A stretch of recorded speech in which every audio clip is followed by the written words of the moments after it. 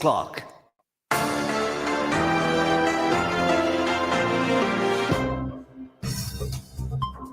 Assalamu alaikum and welcome to another edition of Friday Night Live on Friday, the 28th of July, 2023. I'm your host, Abdul Akbur, and coming up on tonight's program, we have an action-packed show for you.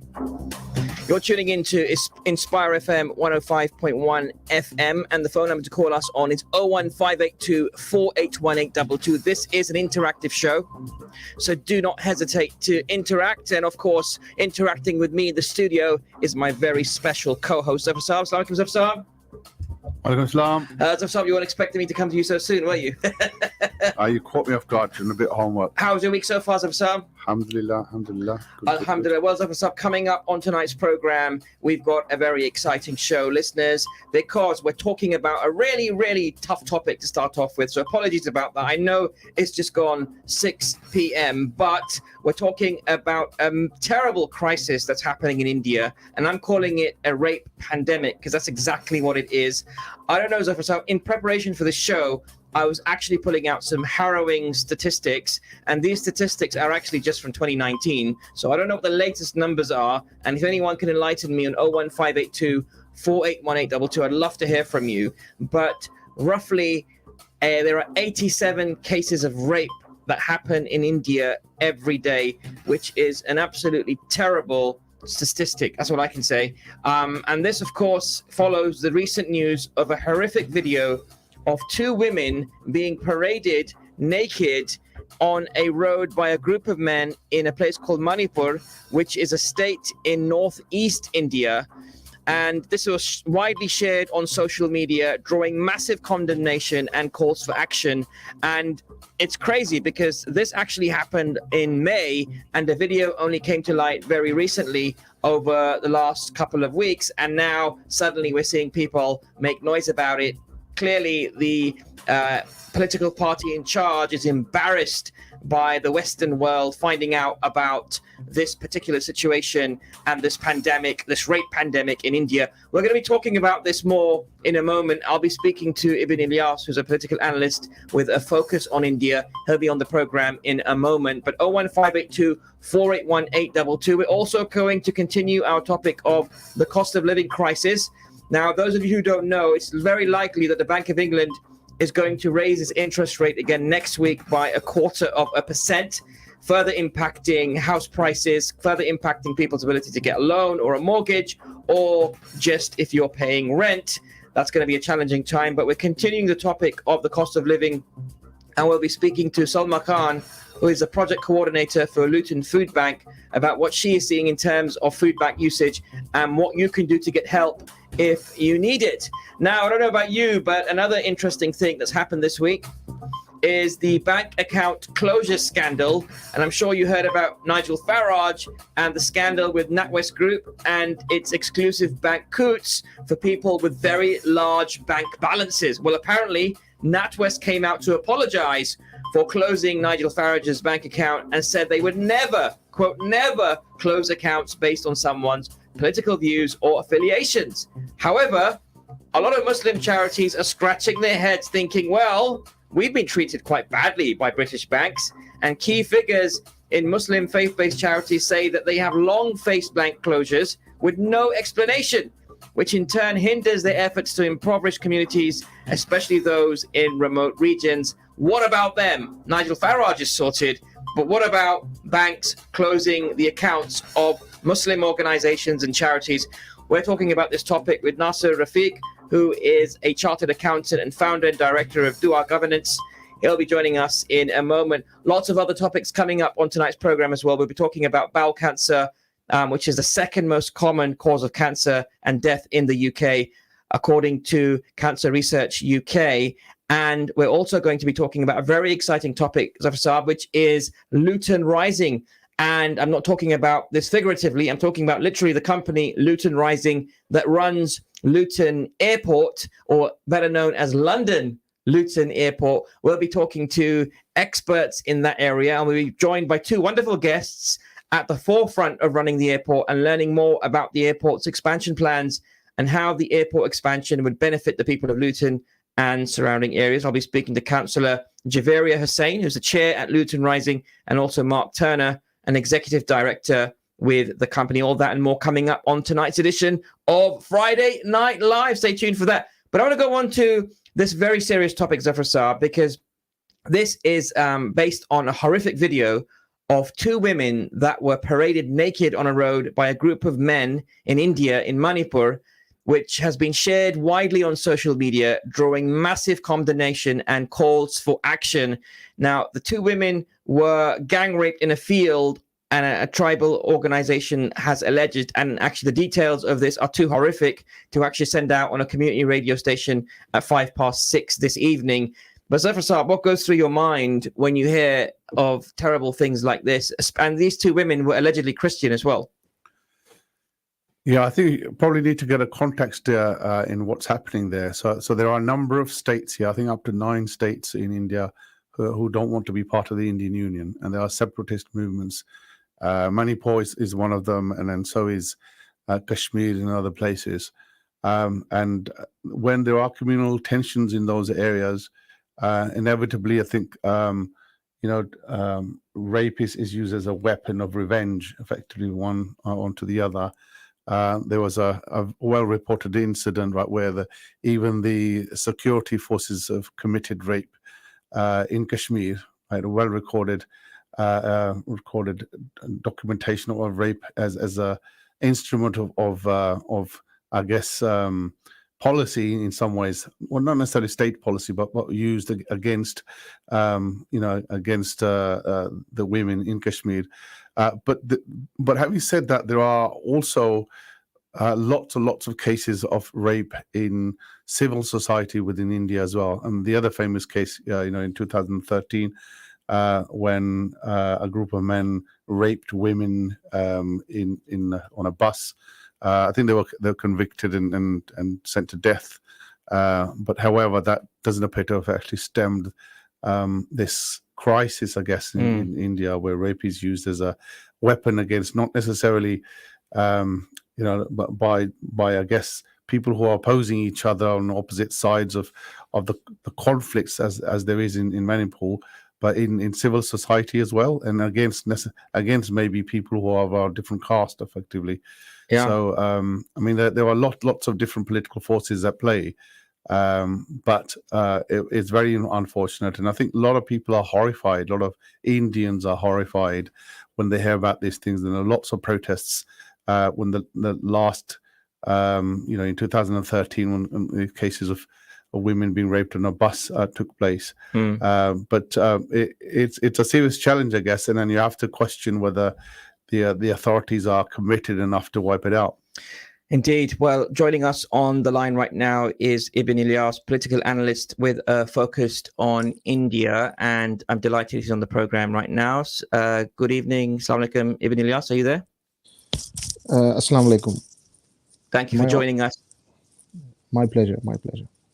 Thank you for joining us tonight on Friday Night Live, and we'd love your take on what's currently happening with regard to those two women that were paraded in such a horrific way. What's the situation right now, and have their perpetrators been brought to justice? Yes, it's a very unfortunate situation which has come to light so late. Actually, it has come up into the public domain after 77 days after the incident has taken place. That's the irony of this incident. I think if you go a little bit back and see why this happened, and this happened in the state of Manipur, as Zaffar Saab said, it's one of the northeastern state where clashes broke out between Christians and the Hindus. So, and after that, and the government is by the Hindu people are leading the government in the state. So they are leading in the central. They have their own government in the state, and now the atrocities against the Christians have started in India.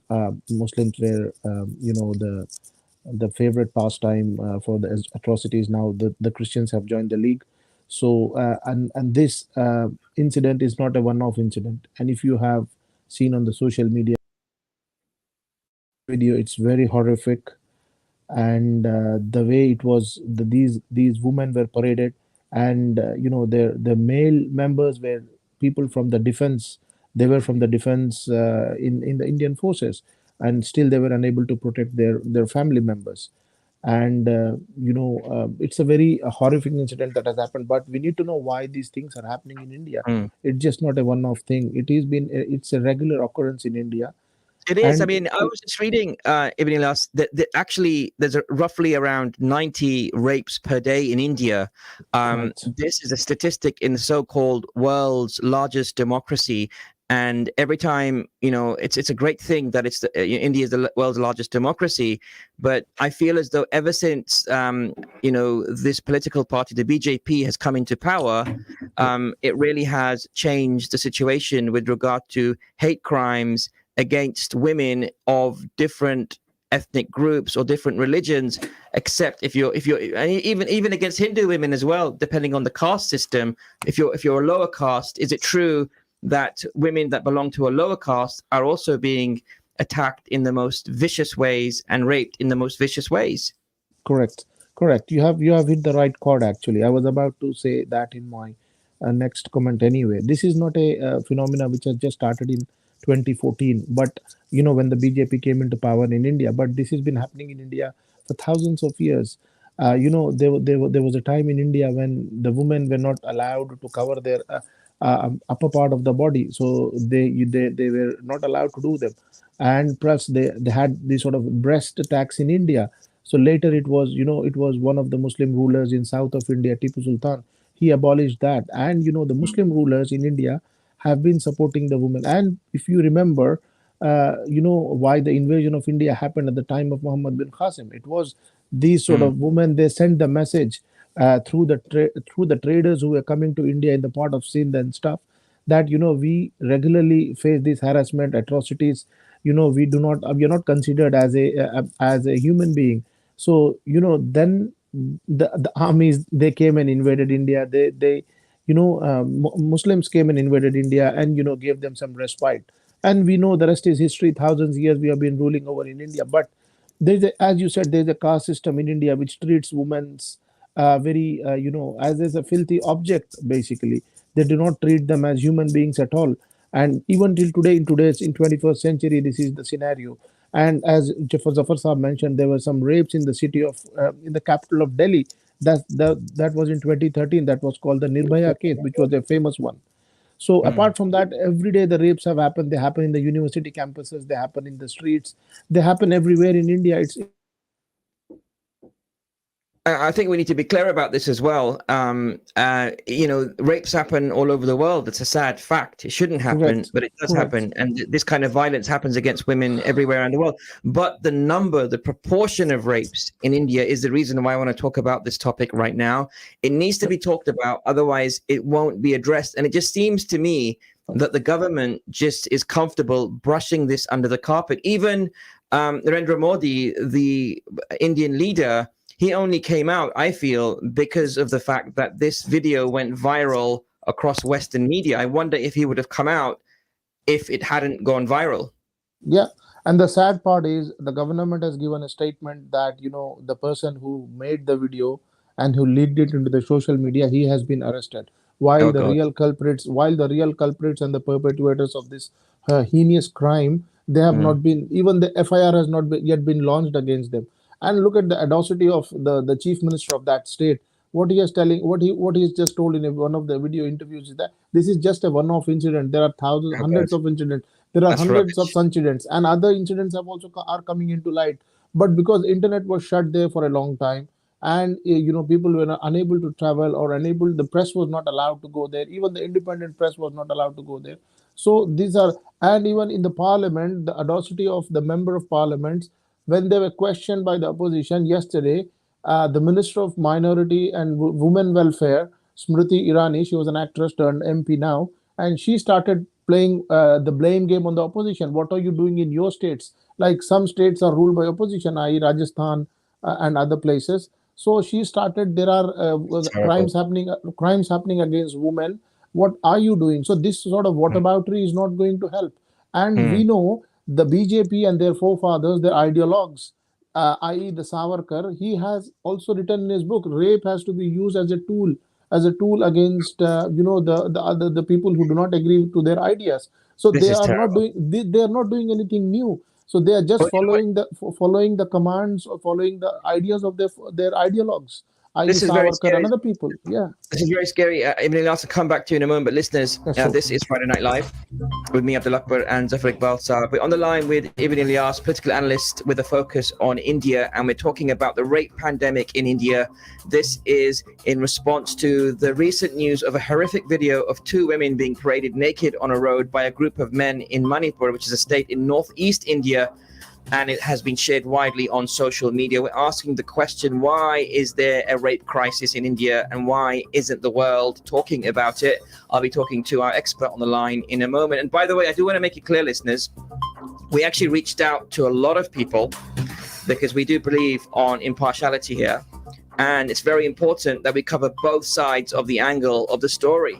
Everyone we called lots of people, government figures, political figures, people in the news about covering this story. These were people from India, people who had a deep knowledge of India. Nobody wanted to appear on the program to defend this particular situation. Of course, who would? Who's crazy enough to do that? But we just wanted to speak about the situation and why it's happening and what the Indian government is doing about it so that we can protect women in India, and also the world can learn and observe and understand how to deal with this situation. Clearly, nobody has an appetite to appear on this program to discuss this topic, but if this has impacted you or you want to share some feedback, 01582 481 822 is the number to call. You can also WhatsApp us on 07779 481 822. Coming up in a moment, we'll be talking about the cost of living crisis, and also we're talking about the bank account closure scandal, which Nigel Farage has benefited from. But what about the Muslim charities who've had their bank accounts closed without any reason whatsoever? What's going on there? We're also talking about bowel cancer and the death of BBC News presenter George Alagiah.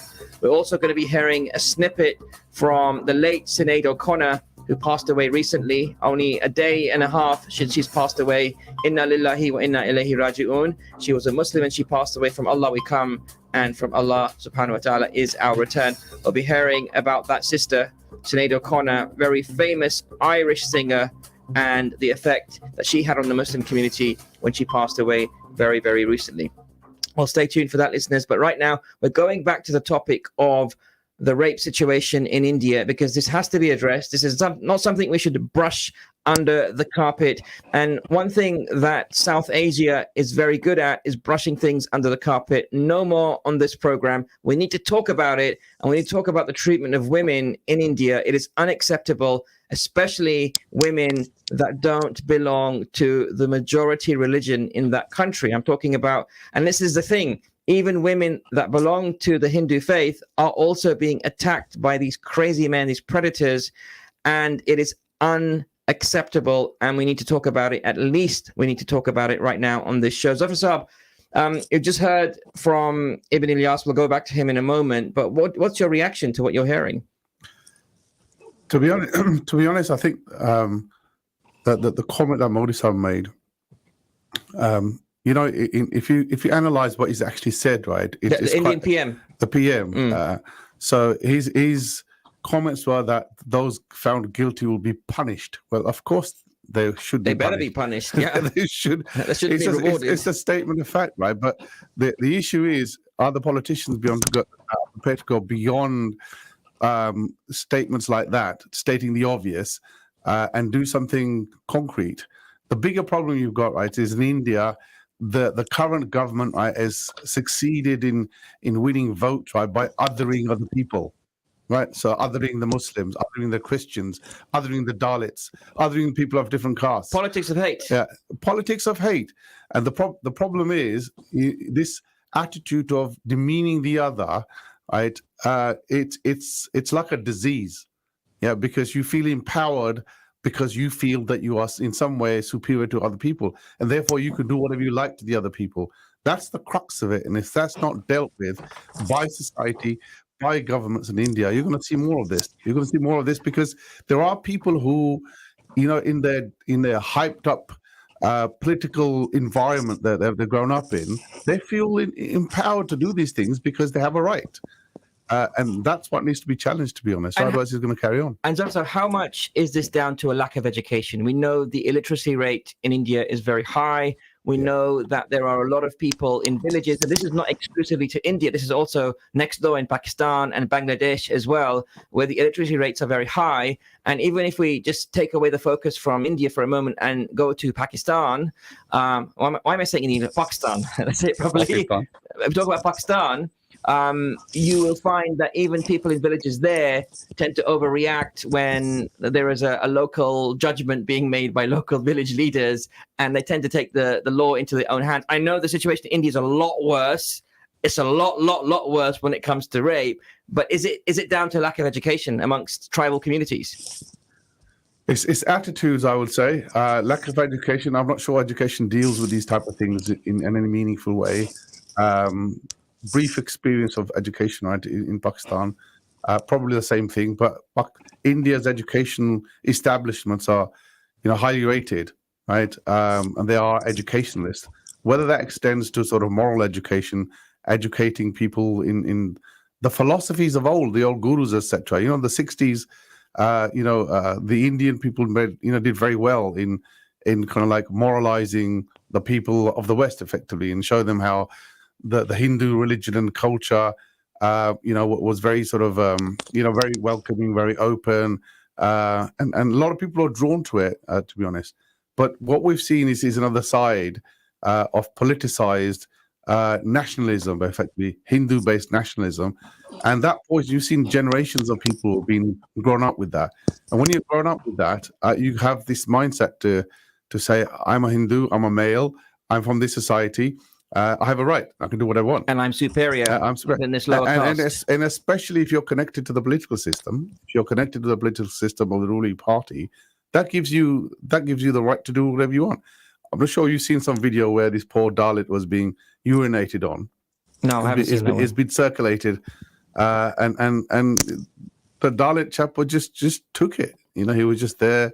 He was sitting down and he's being urinated on. But the person doing the urinating, right, felt that he could do it.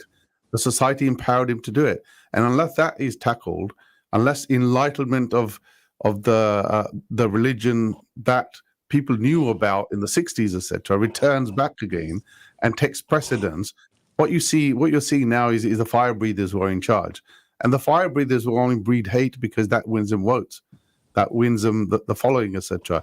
And unless that is challenged, you're going to see, society being polarized even worse, to be honest, than it is at the moment. It's very scary stuff. And I do want to mention that, if there are Indian people listening to the program tonight, this is not against you. This is specifically about the evidence and the data that we're seeing on the news and in social media, and frankly, the factual videos that we've seen circulating that have been verified as authentic, that the government ministers have been speaking about. So this is not something that we want to stir up hate against any community or any religion. Let's be very, very clear about that. This is about speaking about the truth and understanding what is causing that. And I really want to make that crystal clear. Let me go back to our guest on the line, Ibn Ilyas, political analyst with a focus on India. Thanks for staying on the line with us on Friday Night Live. We've only got a minute left, but I did want to ask you very quickly is what about the Muslim people in the region? People say that ever since the BJP came to power, which we know is a far-right nationalist political party, the attacks on Muslims have also gone up. Is that correct? That's partially correct. Yeah, that's partially correct, but that's not the truth.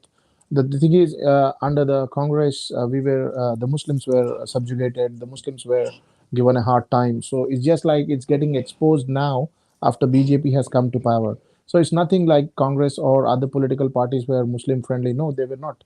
They were using Muslims as pawns, and they were, I can give you n number of massacres happened from 1947 till 2014, where Congress was at the center, where we all know the famous Gujarat massacre, which happened in 2002, where Modi was in power, and Congress was in power in the central government, Modi was in the state government, and 2,000 Muslims were killed. And there is a famous rape case in that case as well, which is Bilqis Bano, which took 20 years for her to get justice, and eventually she did not got the justice. And what happened is the people who committed those crimes against her and her family, they were let scot free by the government. So these are all the indications. There is no deterrence in Indian system to stop these crimes being committed, be it against Muslims or anybody else.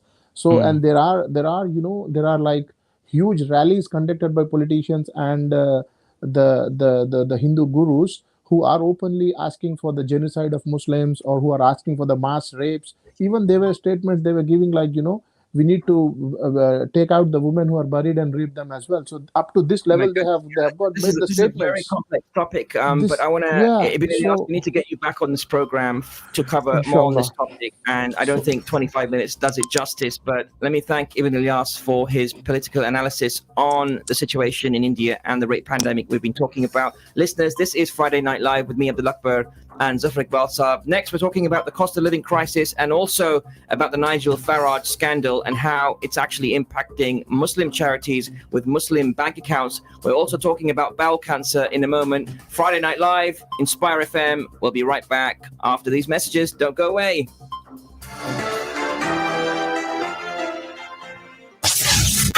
This program will continue after the break. Continue listening to Inspire FM. Inspire FM. Inspire 105.1 FM.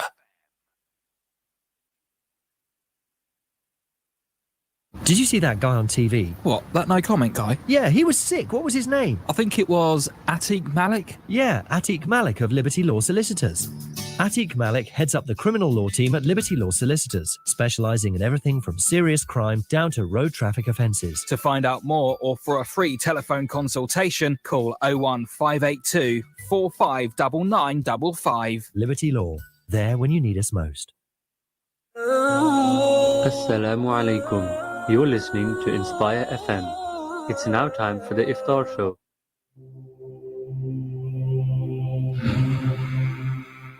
तमाम तारीफें अल्लाह ताला के लिए हैं जो सारे जहानों का रब है, अर्रहमान है, अर्रहीम है, क़यामत के दिन का मालिक है अल्लाह, हम तेरी ही इबादत करते हैं और तुझ ही से मदद मांगते हैं। है अल्लाह, हमें सीधा रास्ता दिखा, उन लोगों का रास्ता जिन पर तेरा इनाम हुआ, जो मातूब नहीं हुए, कबूल फरमा। है रहमान, हमारे माँ बाप, हमारे अहलो अयाल और तमाम मुसलमान मर्दों और औरतों को बख्श दे। है अल्लाह, मुसलमानों के हाल पे रहम फरमा, हमें सही मानों में इस्लाम पर अमल पैरा होने की। Sometimes I'm down, sometimes I'm flying in the sky, sometimes my face is pressed to the ground. But one thing remains the same, the one thing that'll never change. I'm talking about my deen, my faith is all I need. I was looking, I was searching, trying to find a purpose.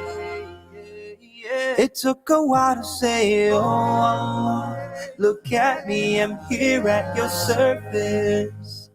I've never been so convinced about anything like this in my life. It feels great, it feels right, it feels like it's been worth the strive. See, life is full of downfalls, but you're surrounded by parachutes. Just grab one and up you go, and forget about your destitute. Sometimes I'm up,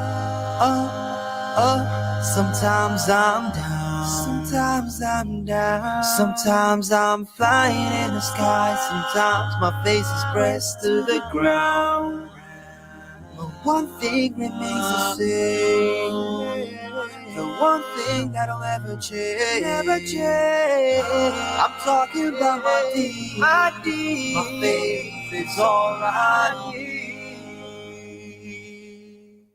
Now, I'm not saying everything is perfect just because I believe.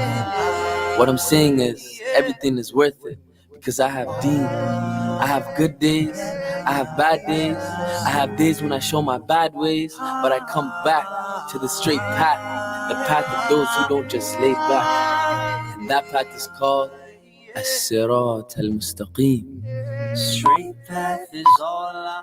From the studios of Inspire FM, the time is now 6:30.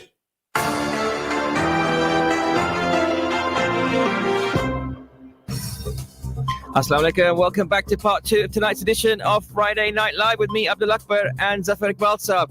We've been talking about the rape pandemic in India, but we're going to go on to the cost of living crisis in a moment, so stay tuned for that. But coming up on tonight's show also is we're talking about UK Muslim charities and how they too have had their bank accounts closed and not been given any reasons whatsoever. This is on the back of the Nigel Farage story that you may have heard about over the last week, when NatWest chairman had to make an apology to Nigel Farage saying, sorry, we closed your account, but we did it for the wrong reasons. So, Sab, you probably heard about this story, right? I have indeed. Absolute scandal. What about Muslim charities, right? What about them? There's charities like Interpal, for example, Palestinian charity that raises money for Palestinians. They've had their bank accounts closed or cancelled or money put on hold, and insert number here in terms of number of charities that have just been frozen. So more on that topic in a moment. We're also talking about bowel cancer and thinking about the BBC News reporter and presenter George Alagiah, who died just a few days ago, and also Sister Sinead O'Connor, who passed away at age 56, very young age to pass away. She didn't die of bowel cancer. It's not clear what she passed away of, but the police found her in her London home just a couple of days ago, and it was very sad news for everyone that knew her, not least her family, but of course the Muslim community, whom she was very closely associated with for the last few years. So listeners, this is Friday Night Live. Also coming up on tonight's program, we're going to be talking to Luton Rising, the company that runs Luton Airport, London Luton Airport, I should say. I love the way they put London next to Luton within the vicinity. But London Stansted is clearly outside London Gatwick. Exactly. You know, everyone wants to be associated with London. And of course, you've probably heard about the news today as well, which is the Mayor of London, Sadiq Khan. He won the High Court battle, which will allow the ULEZ, the ultra low emission zone expansion, to go ahead to Greater London, to Outer London, which means as soon as you cross the M25, listeners, if you're driving in from Peterborough or, you know, down the A1 or from M1, from Luton or wherever, from Birmingham, wherever you might be going in from, you're going to have to make sure that your vehicle is ULEZ compliant. In other words, you have a diesel vehicle that is 2016 or older normally, or you have an unleaded vehicle that's at least 16 or 15 years old. So check out the website online. But if you type in ULEZ, ULEZ checker, you can actually put your number plate into the Transport for London website and check if your vehicle is ULEZ compliant in order to save yourself from hitting a very expensive fine. Anyway, we're going to go on to our next topic right now, because this is a really important topic. It is, of course, with the Bank of England expected to raise its interest rate again next week by 0.25%. We're continuing the topic of the cost of living crisis that we talked about last week. And we'll be speaking to Salma Khan, project coordinator for Luton Food Bank, in a moment about what she sees in terms of the usage of the food bank, but also how are you all coping with the cost of living crisis. 01582 481 822. I'll tell you one place, Zaffar Sahab, where they're really struggling, probably in other parts of the developing world as well as Pakistan. Can you guess, Zaffar Sahab, how much £1 gets you now in Pakistani rupees? 370 rupees. You're spot on. Someone's done a recent check, I'm sure. But I tell you, can you believe it? 370 rupees. I remember when I was growing up in the 80s and 90s, it was roughly 100 rupees to the pound. It's more than triple that, almost quadruple that now. And it's just only getting worse. We're not talking about Pakistan this week, but we will be talking about Pakistan and the situation and the economic crisis in Pakistan next week. So stay tuned for that, listeners, because this is Friday Night Live. We are back to being a 2-hour show as well. So we're not going to be closing the airwaves of Friday Night Live at 7 p.m. tonight. We're going to continue until 8 p.m. It's an action-packed show. Stay with us on Inspire FM. And of course, beaming out to the good people of Luton and surrounding areas, and also to the good people of Nottingham, Sheffield, Peterborough, and Derby tonight through our partner stations across the nation. Welcome to all of you if you're tuning in from those areas as well. But on the line right now, regarding the cost of living situation, is Salma Khan. Let's go straight to her right now. Assalamu alaikum, Salma. How are you? Walaikum salam. I'm good. How are you? We're grateful. I'm great this evening. I'm very sad about the situation in India and how women are suffering at the hands of terrible mobs. But otherwise, doing pretty well. But I've got to say, Salma, when I've gone down to the forecourts to either fill up my car, I've got a diesel car at the moment. I know that diesel has come down to almost the price of unleaded, which is great, somewhere in the £1.44 range last time I checked. But still, I'm feeling a squeeze on my pocket. And I've got to be honest, I'm not ordering takeouts as much as maybe I used to a few years ago. And I'm definitely thinking twice before I spend money from my bank account, just thinking about the situation. Am I unique, or am I somebody who's just reflective of the normal population from your experience? I think you and me are both the same. I think we all are feeling the pinch, aren't we? I mean, I feel like when we're going to the supermarkets, you're getting less for your money that you would have before the cost of living crisis. So I think you're not unique. I think everyone's feeling the same situation, and sadly, the people that are just able to make ends meet are being affected even more. Yeah, you're absolutely right. And you are project coordinator for the Luton Food Bank, and very worthy work that you're doing. So thank you for that. Tell us a bit about the work at the moment at the food bank. We had one of your colleagues on last week and she was very helpful. But I said that we'll get you back on this week to get some more information about the work the food bank is doing. How busy are you at the moment? So it continues to be a difficult time for us. You know, children are off school now.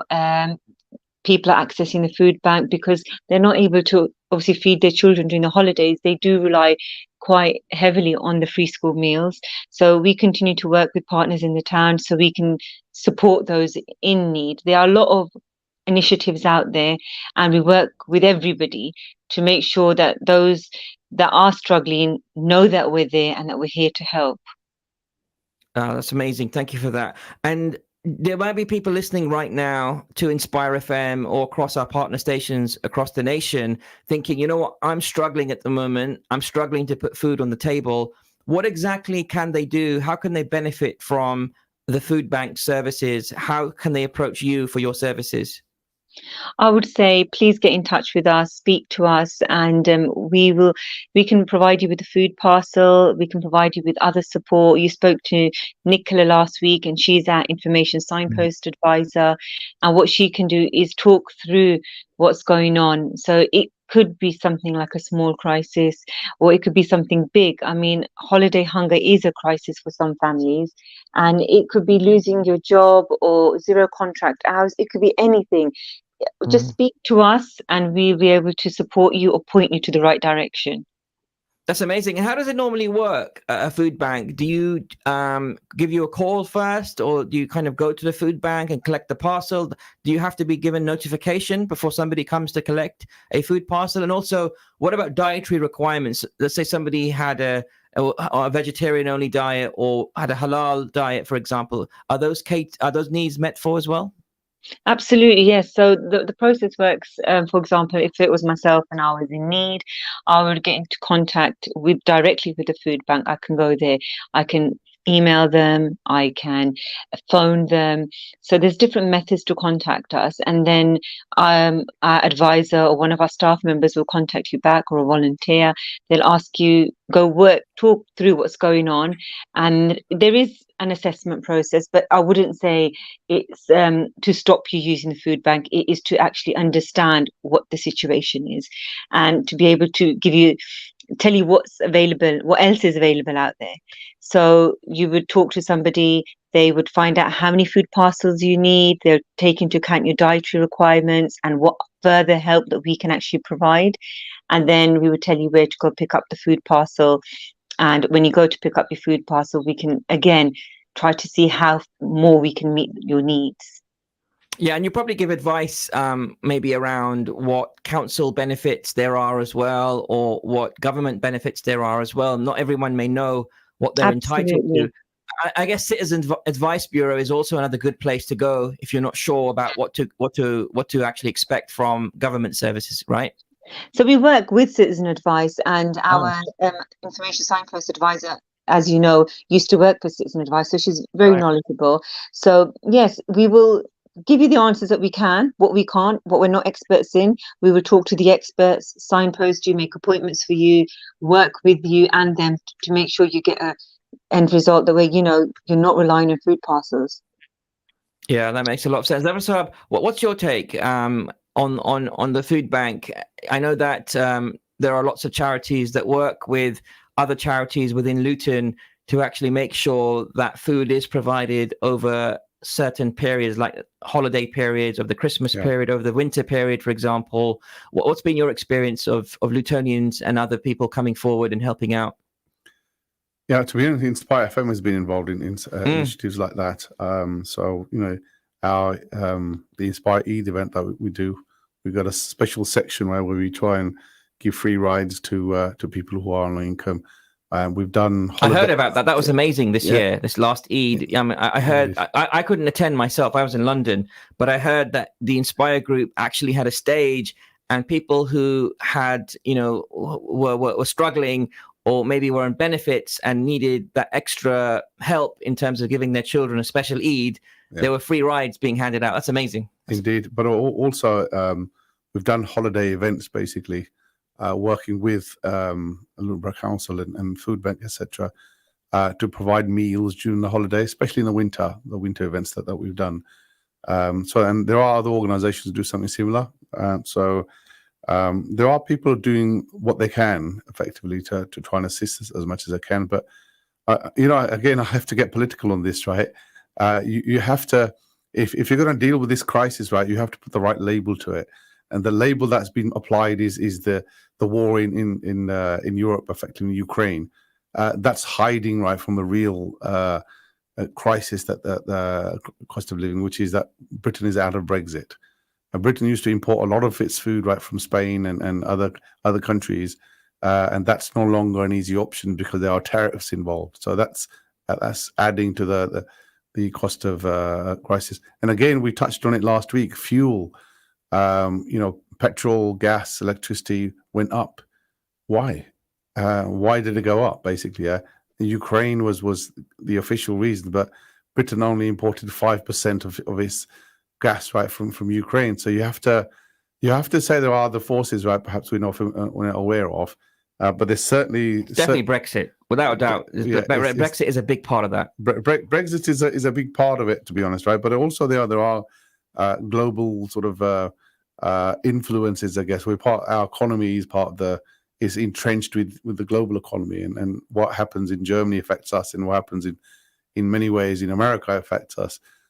So in some ways we're kind of entangled in this world. This interdependence, right? Interdependence, right? It's happening, and I think one of the side effects of COVID is having independence now. So all the countries are kind of looking inwards around getting, energy reliance just internally versus relying on others. And that's a dangerous thing as well, because the fact that the world used to work together and help each other out almost, Ukraine was known for its grain exports, amongst many other things. We get our textiles from Pakistan and Bangladesh.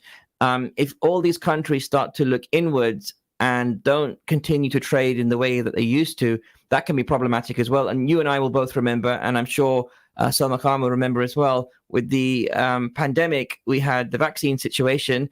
And, the fact that the AstraZeneca vaccine was developed here at home in the UK was a big deal. And the fact that also the UK government... And it was the first one to be withdrawn as well. It was the first one to be withdrawn as well. But, the AstraZeneca vaccine was a big deal. But then as Pfizer vaccine came along, and the British government had made a deal with Pfizer to get a whole load before a lot more, Europeans. That's right, yeah. But this is crazy, because it really should be that everyone's working together. And I think the pandemic exposed the nature of humans, which is we look after ourselves first before we look out for others. And the poor African nations and countries like Pakistan, Bangladesh were already struggling. India was fine because they have the Serum Institute of India. most of the vaccines, people may not know, are actually made in India. Correct, Right? that's right. Most of our medicines that we eat today from the pharmacy are actually made in India. Correct. So India has a massive export market when it comes to developing vaccines and serums. But yeah, all this, what you're saying, Zaffar Sahab, I understand, is translating into the struggles that we're facing today. And I'll tell you, listeners, if you're struggling to buy a pint of milk, or you're struggling to fill up the car to take your children to school when they do go back to school, or if you're struggling to buy, clothes that you normally used to buy, but now instead of going to maybe a department store, you might be going to other places like Primark. I'll tell you one thing: my children go to Primark, and they're proud of it, and I'm glad. I'm glad for that. I'm proud. I remember there was a time when I would look at my nieces and my nephews, and they'd be wearing designer stuff like, I don't know, Tommy Hilfiger or Lacoste or insert, I don't know, major brand name these days here. I call that brand washing, basically. Yeah. So the population is brand washed. I mean, you could get. You're quite right. There is this view of the lower end chain, so to speak. Provide. The bottom line is you want some clothes that look good on you, and they work great. And if you're happy with that, and if you're not seeking other people's opinions, and if you're not seeking other people's opinions based on the badge that you wear, you're all right. Yeah. But if you have to feel good because somebody says, "Oh, the badge you got is a good one," then I think you got a problem, basically. Yeah? You know, anyone tuning in right now, if you're watching us on Facebook Live or YouTube Live, you'll see that I'm wearing a Tommy Hilfiger gilet. Okay, and I'll tell you, I bought this years ago, and it's lasted a long time. But this whole culture of fast fashion is what I'm also against as well. This thing that the whole idea of that you buy an item of clothing just to wear once, and then you chuck it away. I mean, that's just the worst thing that you can do in terms of waste, and not really respecting the environment or respecting those that have gone through a lot of effort and labor to make these items of clothing in places like Bangladesh and Pakistan, where a lot of these apparel come from. Let me go back to Salma Khan. Salma Khan, what's your take on this? I don't really have much of an opinion, but me personally, I would like to buy clothes that I can wear again and again. And I agree, actually, people need to be a bit more aware of what's going around them. We're living in really difficult times. There are other people who can't even put food on the table. So if you do have any extra money, give it to charity, help those that need it. I mean, Inspire FM and the listeners have been so supportive of our charity through the fundraising, through promoting our work. And I believe that, Luton's a very giving town. I know you've got those issues that you're talking about, but for me, I think we live in a good town and everyone supports everybody, and we just need to continue all that good work. Indeed. And I'll repeat what we said last week, that Luton is number 3 in the UK in terms of generosity, in terms of giving. Wow. That's based on one of the giving websites, effectively. That's amazing. And is that so number 3, and who is number 1 and 2? Number 2 is Bedford. Number 2 is Bedford. Wow, Bedford. And number 1 was Bath, basically. This is Bath. Wow. This story is about 6 months old. Generous people. But there are lots of people. Luton is very generous, and I spoke many occasions, right, where people who don't generally come to the centre part of the Bury Park area, in terms of fundraising, etc. I've personally been contacted by many organisations who have asked for a way into the masjids and places where they can do fundraising. They've done very well out of it, to be honest. They've come in and done fundraising. So I think the community as a whole, I would say, is generous. The Muslim community is generous as well, and that's been recognised. It's really important. And I want to also underline what Sister Salma Khan said there, which is about giving in charity. If you got excess money, excess wealth, we know a lot of us don't have excess money or excess wealth, but charity never deteriorates your pocket or your wallet. And I've met so many people that are very wealthy that have said that when we give in charity, we actually end up getting that money in more in other ways, and other doorways open for us. And it is a significant thing, and it's a significant part of the Islamic faith as well, to give charity. Of course, it's one of the 5 pillars of Islam as well, that we need to make sure that we give charity. So with that, on that note, I do want to thank Salma Khan for her time. Thank you so much for your advice, and good luck with the Luton Food Bank. And we look forward to collaborating with you in the future as well. Thank you. Thank you for having me. Thank you. Assalamu alaikum. Salam. Take care, listeners. This is Friday Night Live with me, Abdul Akbur, and Zaffar Iqbal Saab. We're going to go to our next topic in a moment, which is also a really important topic about the UK Muslim charities and the fact that they have been left behind when it comes to the recent banking scandal. Now, you'll recall that what happened in the news recently was that Nigel Farage had an apology from the NatWest Group and its exclusive bank account, Coots, not account, but actually a bank called Coots, for people with very large bank balances. And I can tell you, I do not have a bank account with Coots.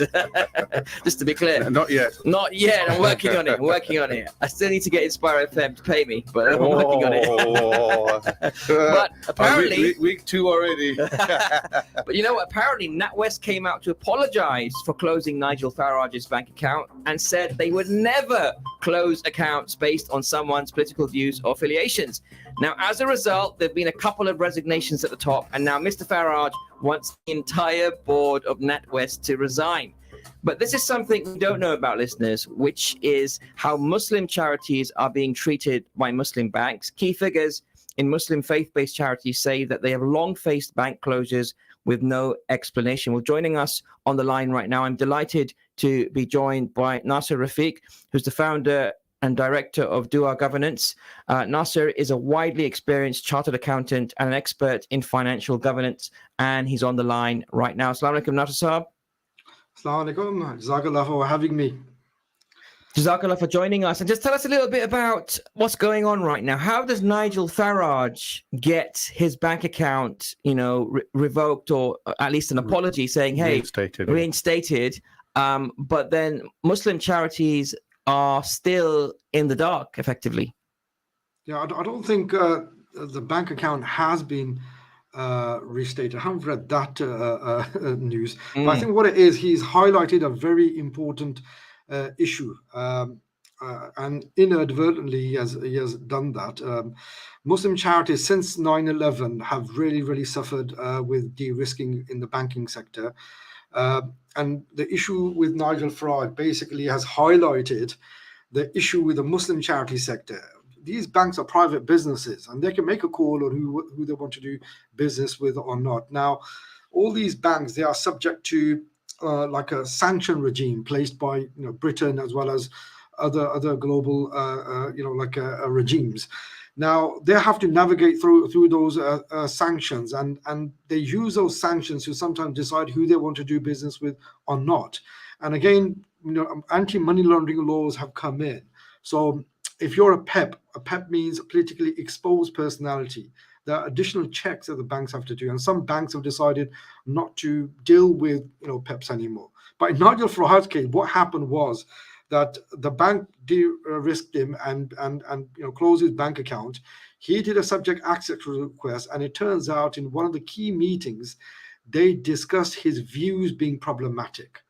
And that's the issue that basically, came into public domain, and the resignations happened. Resignations happened because they said that, we're doing this because he's not, wealthy anymore, and the bank's risk appetite, but it had nothing to do with that. It was his views that were being considered. Lied, basically. Yeah. So this is why they had to resign. Now the issue with Muslim charities is that, when you're a Muslim charity and you're raising funds and you're spending money in high-risk countries where there's terrorism, obviously that is a money laundering risk for the bank. So the bank will have to do their due diligence and decide if you have the right systems and processes in place in order to ensure that the money will not fall in any unwanted hands. Because if money does go to an organization which is prescribed a sanction, the bank gets fined. So HSBC was fined millions of dollars in USA because of issues like this. So what they started to do is started to go heavy on the Muslim sector. Now, because Muslims are raising money in UK and then spending money in high-risk countries. Now, as a result, the Muslim charities have really improved their system processes. Like, the likes of Islamic Relief, they've got a proper system in place. They shift more than 100 million from UK to all around the world, and the banks facilitate that. But the thing is, right, they have to go through a very, very, strict process, a lot of questions from the banks. But then again, when you're a smaller charity, then you don't have those systems in place, and sometimes you get caught out.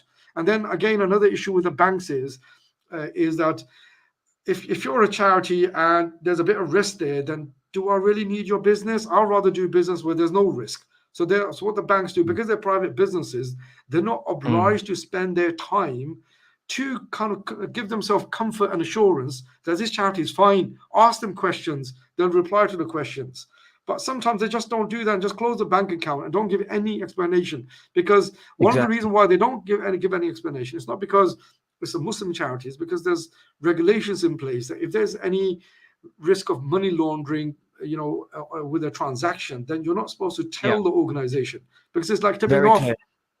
Very clear. I want to ask you a question, but we need to take a short break, and answer Rafiq Saab, which is what can Muslim charities do to get more clarity and transparency? But we're going to have to take that after the break, inshallah. But I would love to know from you, what can Muslim charities do? Can they make that same request that Nigel Farage did to get transparency on their situation if they have had their bank accounts closed down or frozen? So if you can hold on the line, I would really appreciate your time on that. So listeners, we're going to speak to Nasser Rafiq Saab, who is founder and director of Dua Governance.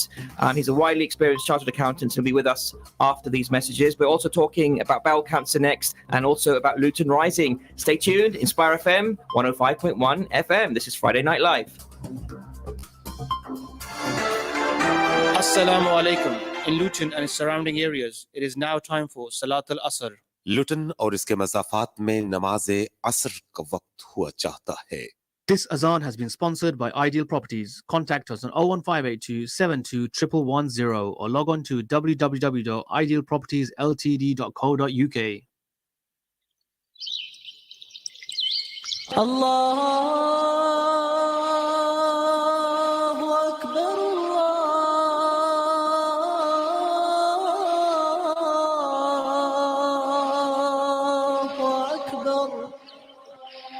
Allahu Akbar.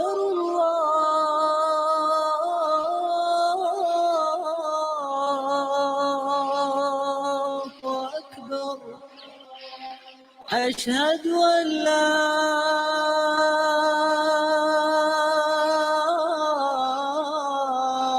إله إلا الله أشهد أن لا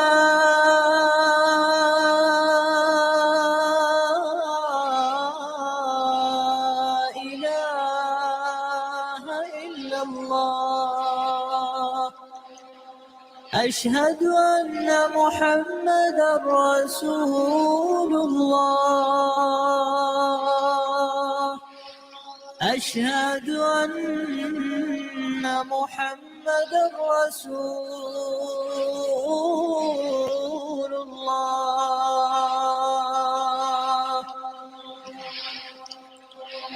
حي على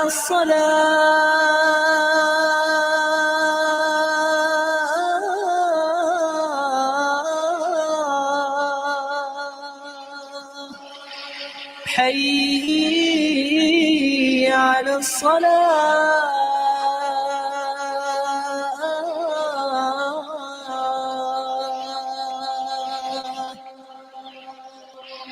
حي على الفلاح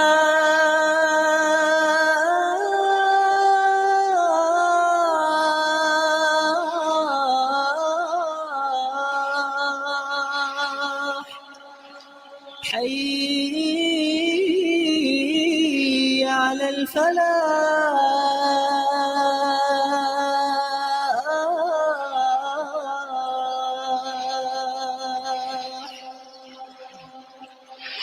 الله أكبر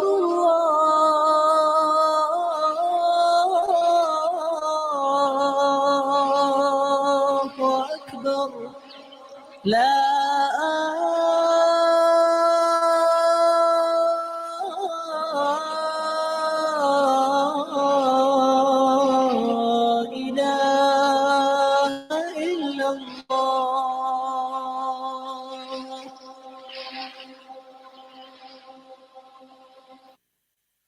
اللهم رب هذه الدعوة التامة والصلاة القائمة آت محمدا الوسيلة والفضيلة والدرجة الرفيعة وابعثه مقاما محمودا الذي وعدته إنك لا تخلف الميعاد.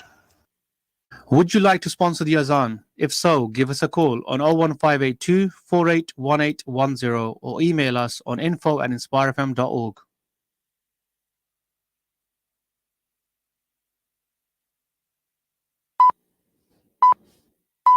From the studios of Inspire FM, the time is now 7 o'clock.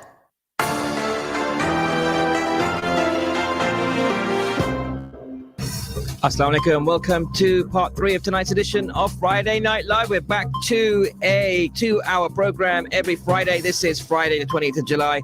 And you're joining me, Abdul Akbur, live from Inspire FM studios here in Luton. And we're beaming out to the good people of Luton and surrounding areas and to the good people of Nottingham, Derby, Peterborough and Sheffield through our partner stations across the nation. Of course, joining me in the studio as well is Afsab.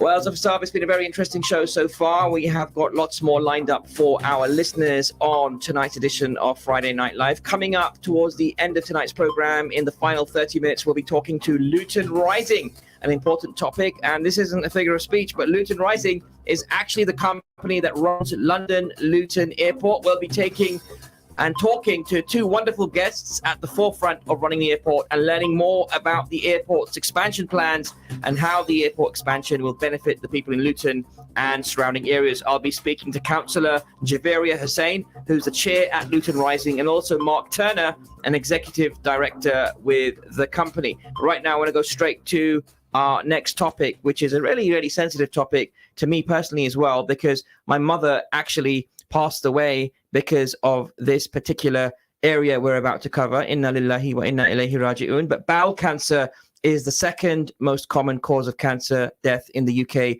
accounting for 10% of all cancer deaths. At least that's according to the Cancer Research website, which was the statistics between 2017 and 2019. We'll be asking our expert if that has gone up or down since. But we also heard about the death of BBC News presenter George Alagiah, who was diagnosed in 2014 with stage 4 bowel cancer, which has spread to his liver and lymph nodes, and he had to undergo 2 rounds of chemotherapy, several operations, including the removal of most of his liver. And we're asking the question, how can we best protect ourselves from this very common cancer in the UK? And right now on the line, I'm delighted to be joined by Corey Drum, who's the head of policy and influencing at Bowel Cancer UK. Good evening, Corey. Thanks for joining us. Thank you very much for having me. Such a difficult topic, and I'm sure you at the Bowel Cancer UK also heard about George Alagiah's death. Who did not hear about George Alagiah? Very much loved television presenter and personality who has passed away. We no longer have George on our screens, and we haven't had him for a while. But nonetheless, what about the work that you're doing at Bowel Cancer UK, Corey? And what can you tell us? Can you give us some statistics about bowel cancer? Yeah, so first of all, I suppose I just want to extend my thoughts to his family, friends and colleagues. George was a great patron and ambassador for the disease. He supported Bowel Cancer UK and has done for a number of years. He actually hosted a podcast for us using his broadcasting skills, helped my team campaign to lower the screening age to 50. And also, you know, he spoke passionately about his signs and symptoms and making sure that everybody understood the reality of the disease. So bowel cancer is the 4th most common cancer in the UK. The majority of people that get bowel cancer do tend to be older. That is the biggest risk factor. But as you alluded to in the intro there, it is the second biggest cancer killer, but it doesn't have to be. It's super treatable and curable if we diagnose it at an early stage. Yeah, it is indeed. And from personal experience, my mother was diagnosed with bowel cancer in 2012 and she passed away in 2019. And she also had a very similar battle. So when I heard about George Alagiah's passing this week, it brought back a lot of memories in terms of his experience and the treatment that he went through. I totally agree with you, is that the bowel cancer is definitely treatable. And Corey, what advice would you have and what sort of symptoms should people be looking out for? I know that, for example, if you've had a family member that's had bowel cancer, your chances of actually getting a similar cancer in the future actually go up. Or if you're related to somebody who's had bowel cancer, is it correct to say that it's good to get yourself checked out, especially if you have certain symptoms? So everyone should be aware of all the kind of symptoms of bowel cancer, but actually just get to know your own body, know what's normal for you and your lifestyle. But the main symptoms to look out for is any blood that's appearing in your poo.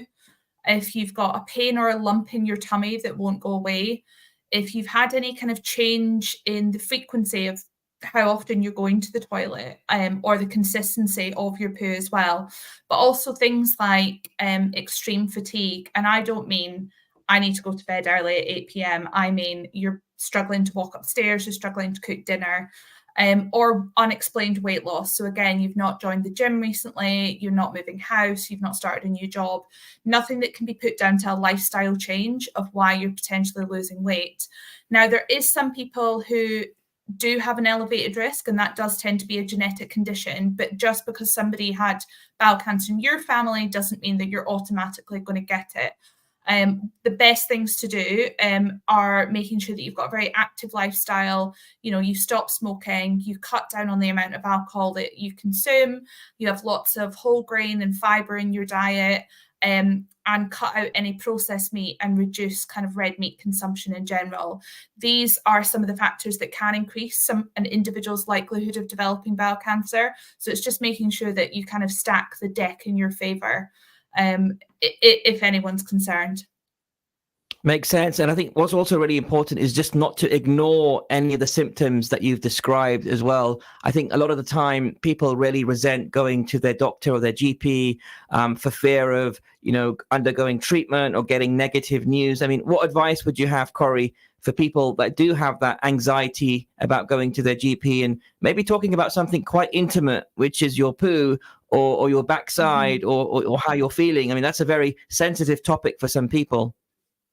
It is a really sensitive topic. And at Bowel Cancer UK, we have developed something called a symptoms diary.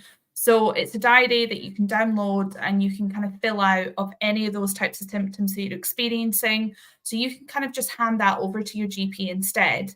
And that way you don't really have to express in words exactly what symptoms you've been experiencing. I do also want to just make it clear, though, that the majority of people that have these symptoms won't have bowel cancer.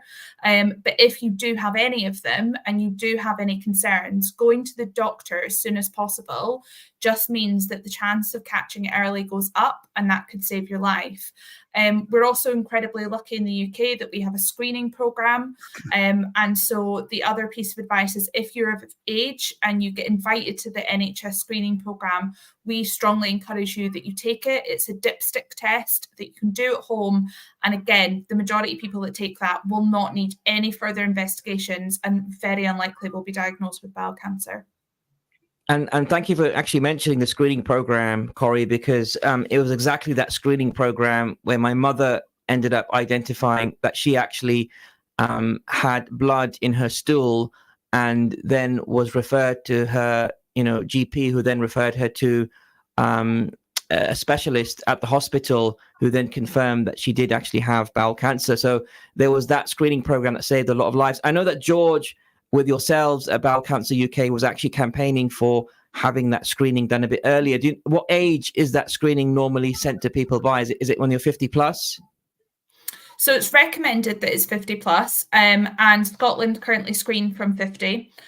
England, it's anywhere between 56 and 60, and we are moving towards lowering it to 50. So every person over the age of 50 registered with a GP should be invited every 2 years. But the reason we've got to do this over the next kind of couple of years is that it means that millions more people are going to get access to this test. And while that's a really positive thing, we need to make sure that we do it in a really safe way, as to make sure that people can get access to any further tests and treatment that they may need if they end up having bowel cancer. So in the next couple of years, everybody over the age of 50 in England will be invited every 2 years for screening.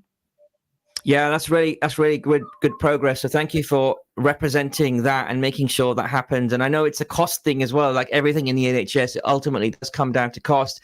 But I think we're going to save money by doing this, because if we identify potential cases early, we can actually save money in the long run with bowel cancer and the potential treatment that people have to go through. And I can speak from personal experience with my mother. She went through a few rounds of chemo. She also had a liver resectioned like George Alagiah, and which actually helped prolong her life. But just like George, it had actually spread into her lungs, and eventually it ended up into her liver, and then into her lungs. And, the cancer caught up with her. And I think age had a big factor to do with it as well. But I think also family and having family around you definitely helped prolong her situation and helped her survive for the duration that she did. Tell us a bit about other things, Corey, that Bowel Cancer UK are doing to raise awareness of bowel cancer. I mean, are we seeing bowel cancer, for example? I know that you're more at risk, or let's just say you should get yourself checked out when you're 40 plus. But what about in younger people? Are we seeing cases of bowel cancer actually show up in younger people, or does age have nothing to do with when you can actually end up with bowel cancer or potentially get it? So bowel cancer doesn't discriminate based on age, and we do have a proportion of people that do get diagnosed under the age of 50. There is around about 6% of all cases. So while, individuals are still going to be diagnosed under 50, proportionally to all of the cases in the UK, it's still quite a small percentage of the overall bowel cancers. But one of the things that we're doing is we're making sure that at Bowel Cancer UK, we're working with the NHS and working with primary care doctors so that they understand the signs and symptoms of bowel cancer and know what to do when someone comes in. And so they can, if they've got any concern, they can send you home with an at-home test kit. And you can do that test, and that will just help kind of put you on a fast track pathway to be investigated. We're also aware that awareness is really low of the signs and symptoms and the reluctance to go to the GP. So as part of the money that we secured from the Bowel Babe Fund earlier this year, we are starting a 3-year awareness roadshow program. So we're going to be going around the country with an inflatable bowel, which you can go through, and our volunteers will take you through and kind of show you the different stages of bowel cancer and talk to people about the signs and symptoms. And we've highlighted the areas where bowel cancer outcomes are poorest, and therefore we're going to make sure that we're at the heart of those communities to try and destigmatize the issue, or the poo taboo, should we say, and encourage people to seek help when they need it. Thank you for sharing that. Let me go to Zaffar Saab in the studio. Zaffar Saab, I mean, you've been around Luton all your life, and you, I'm sure, have heard of other cases of people passing away from cancer. Bowel cancer could be another form of cancer.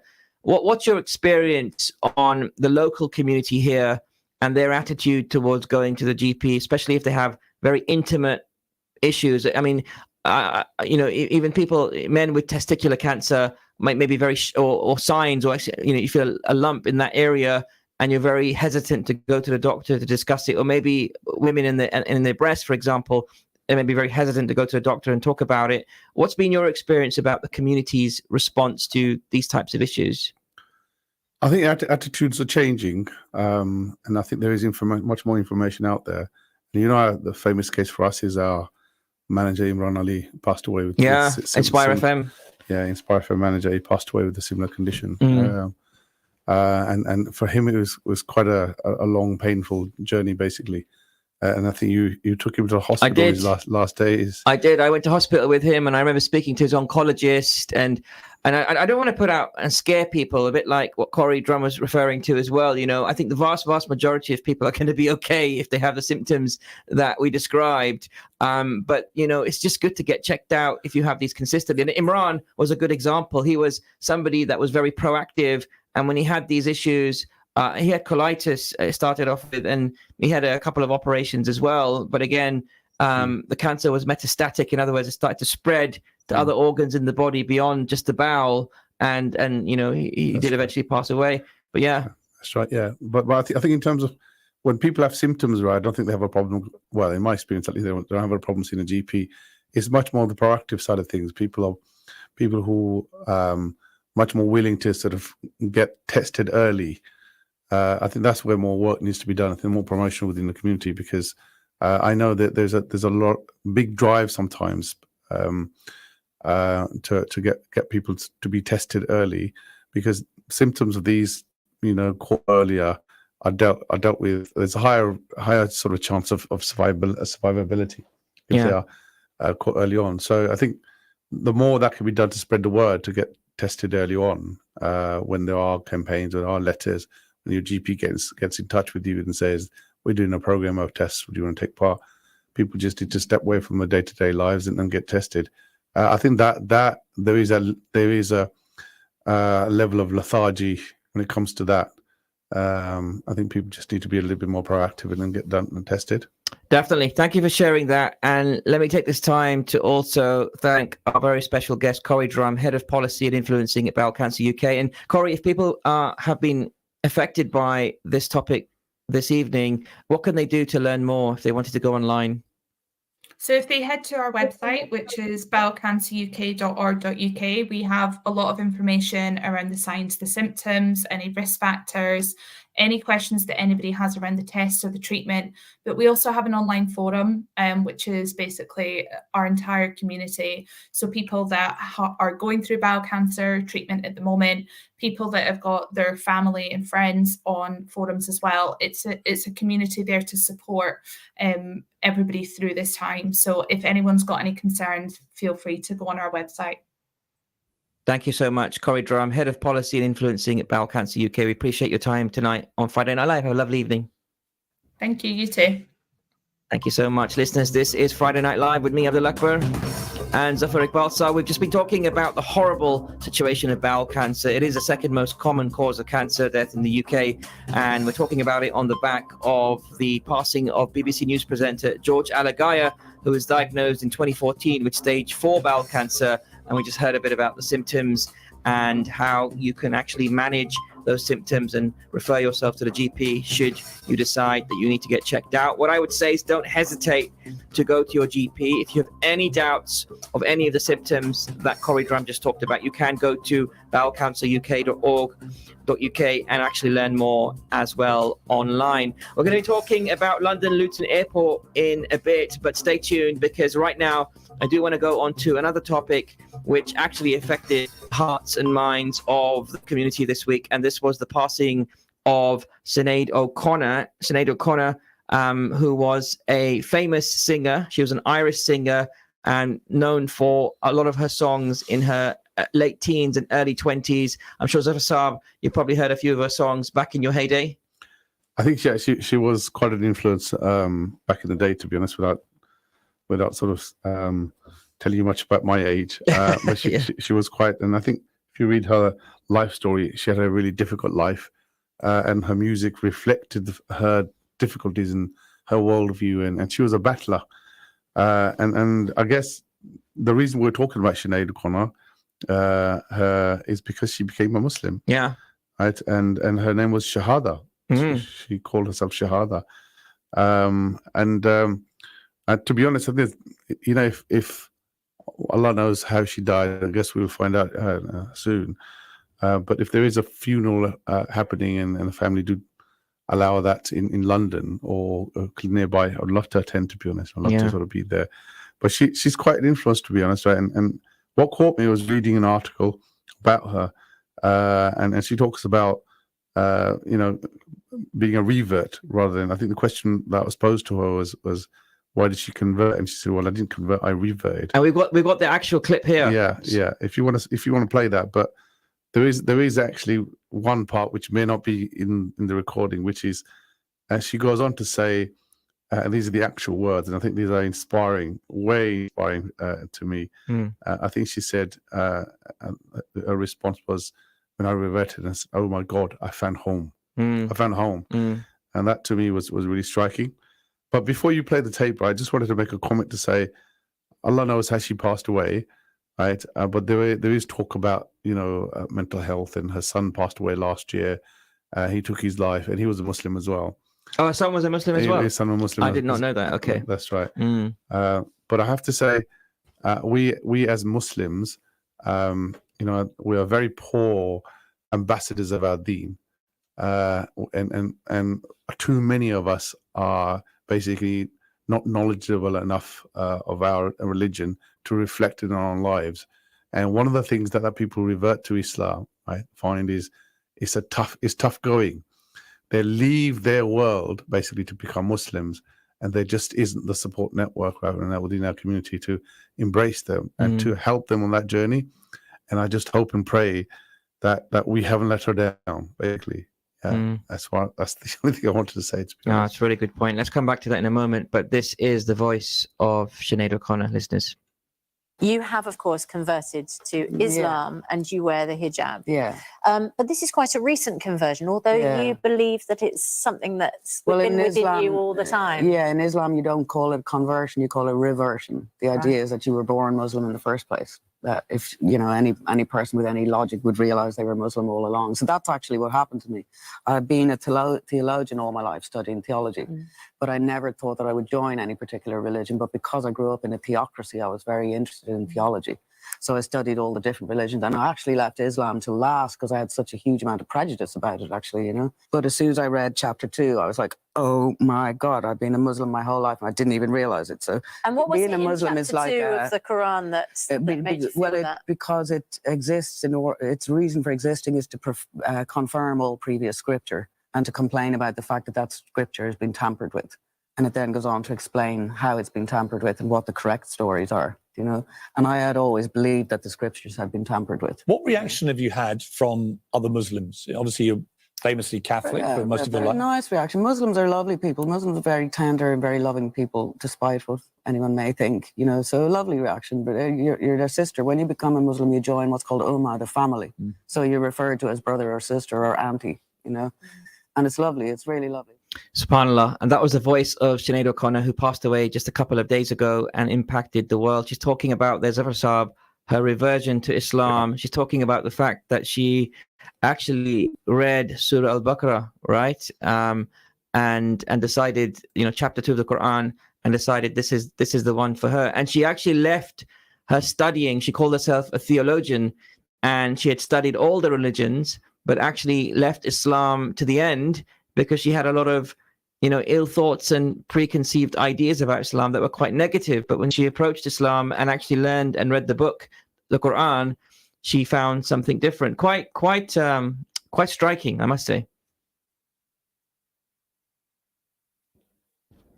Indeed, very striking indeed. To turn around her views basically and to accept Islam must have been a major thing, and to be a theologian. I think she also became a priest as well.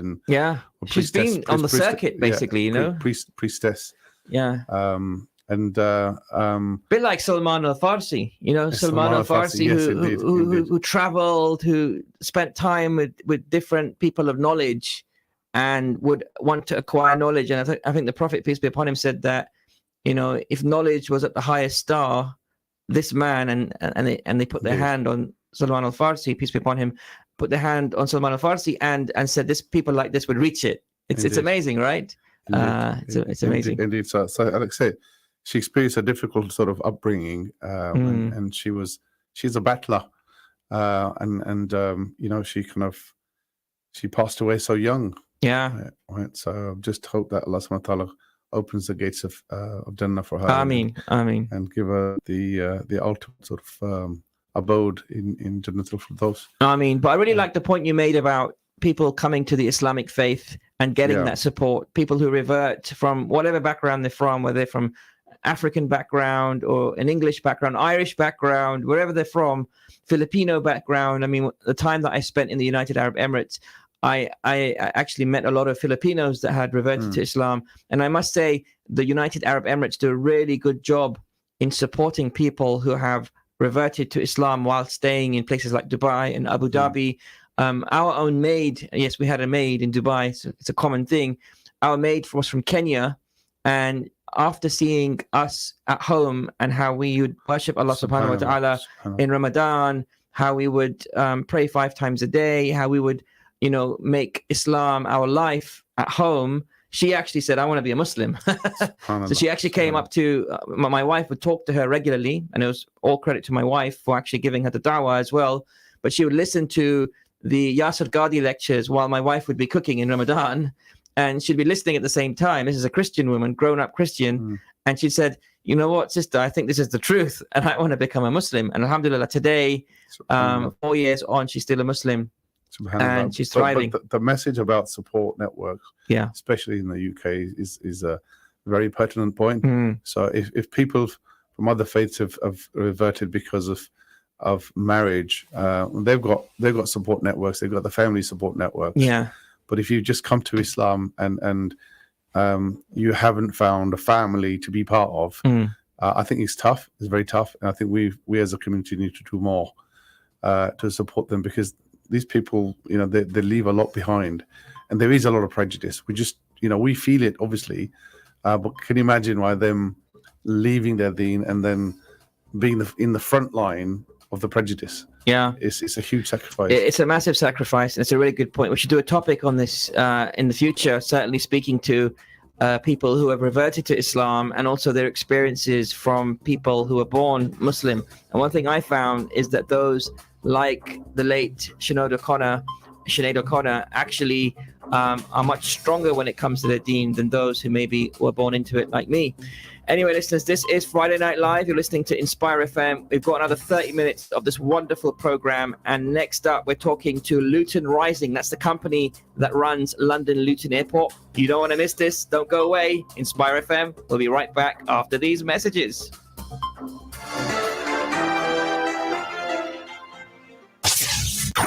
This program will continue after the break. Continue listening to Inspire FM. Inspire FM. Inspire 105.1 FM.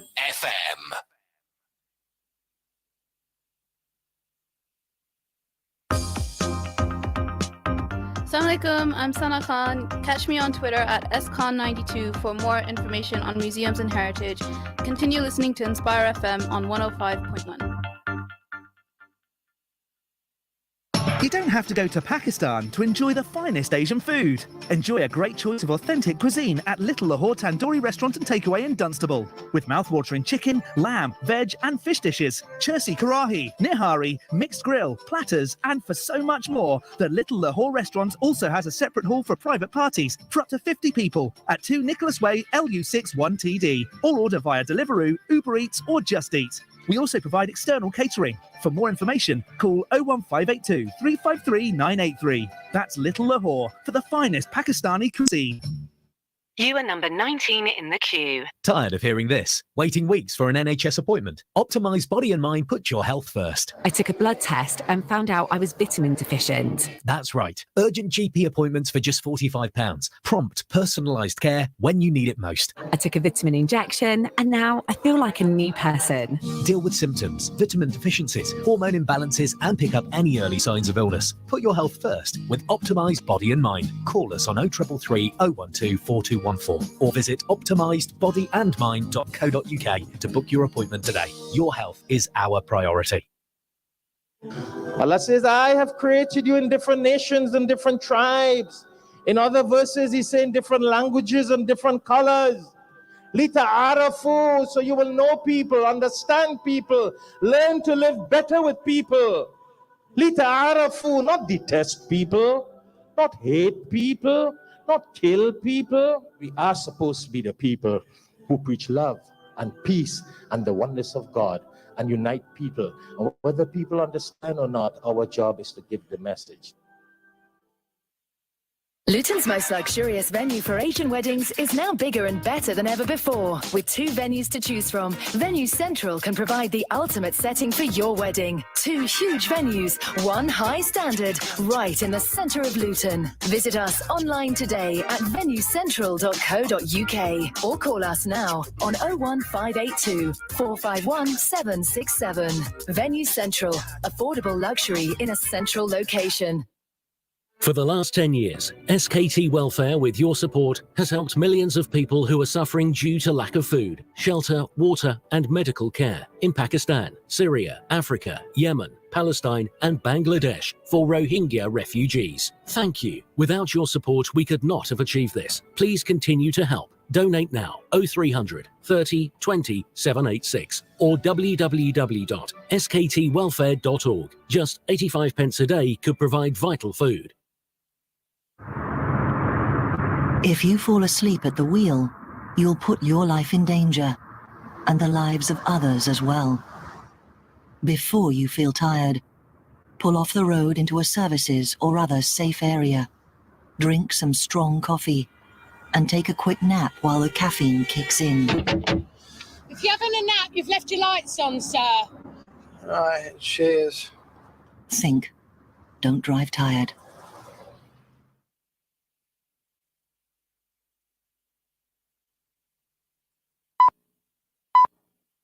From the studios of Inspire FM, the time is now 7:30.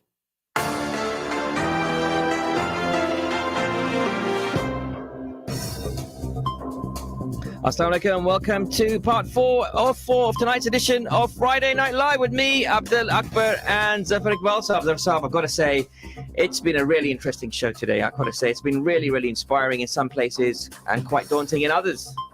Absolutely, 2 hours have been great.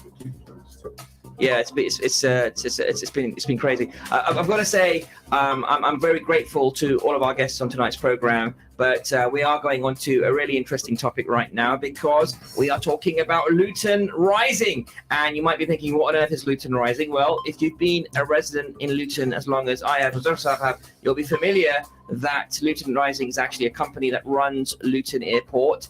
And we'll be talking to two wonderful guests in a moment that are actually the organisers and those who are working on the Luton Airport expansion plans, and how we're going to also examine how the airport expansion is going to benefit the people of Luton as well. So I'm delighted to welcome in the studio Councillor Javeria Hussain, Chair at Luton Rising, and also Mark Turner, an Executive Director with the same. So good evening to both of you. Thanks for joining us.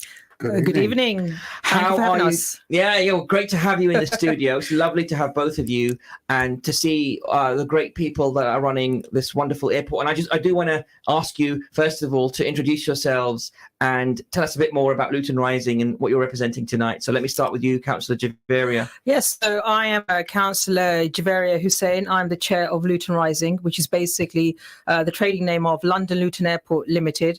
That is a Luton Borough Council company that actually owns the airport. So just want to clarify. Okay. So we own the airport, we don't run it. The airport is run under a concession agreement by a company called London Luton Airport Operations Limited. Okay. So it's like a tenant-landlord sort of relationship. So they run it on our behalf.